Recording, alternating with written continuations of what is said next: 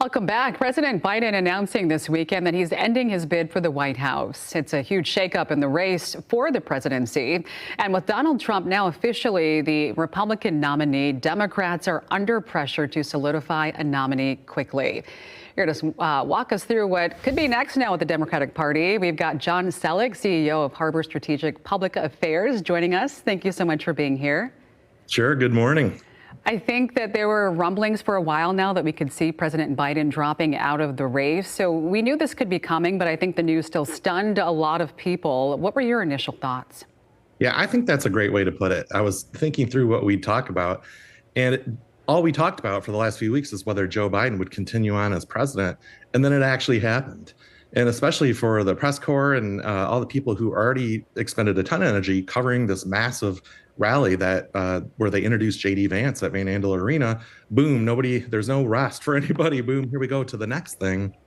And it really means for the next couple weeks, we're going to be hearing a lot of stuff in the news about politics. Most of Michigan right now is out on vacation, wants to be on vacation. But the Democrats can't simply undercut Joe Biden, force him out, and then shove Kamala Harris in. They still have to vote on this at their convention, which doesn't come until August 19th. It's much later than the GOP convention. It's a scheduling issue. And we're going to have to see if there's going to be an actual mini primary, as they call it, leading up to that convention. Someone else will actually have to get in and challenge Vice President Harris. She kind of blazed through Washington yesterday and added up a majority of the congressional Democratic endorsements and of the governor. So she's doing a good job of locking it up. Now we have to see if there is someone else who's going to rise up to challenge her or not. We heard former President Trump mention on Saturday, before this news, potentially running against Kamala. And he also mentioned Governor Whitmer during his rally as well. Let's talk about Governor Whitmer's political future here. Her name was thrown into the top names of Democrats potentially that could take over with Biden dropping out. And the VP spot, that's still open. What do we think? Yeah, it is.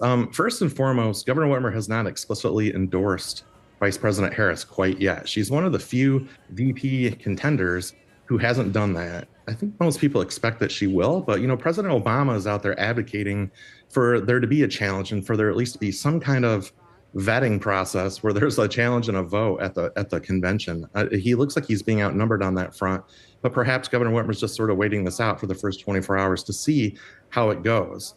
Regardless, she's been an ally of Vice President Harris in the past. And Vice President Harris inherits not only all the money in the Biden campaign account, but she clearly inherits all the issue problems and all the polling that was out over the weekend. The number one problem for Michigan voters was inflation, it was jobs, and it was the border. And Vice President Harris is involved in all those issues. She can't separate herself from the president, the former president candidate now. So she needs to potentially do something bold. And while we haven't had a woman be president yet, we also haven't had two women on a national ticket yet. But that may be the kind of move that shakes things up enough for them to make a challenge this late in the race. Because what President Biden did is wait way too long for the Democrats to have a clearly calm, cool, collected, have a plan at all.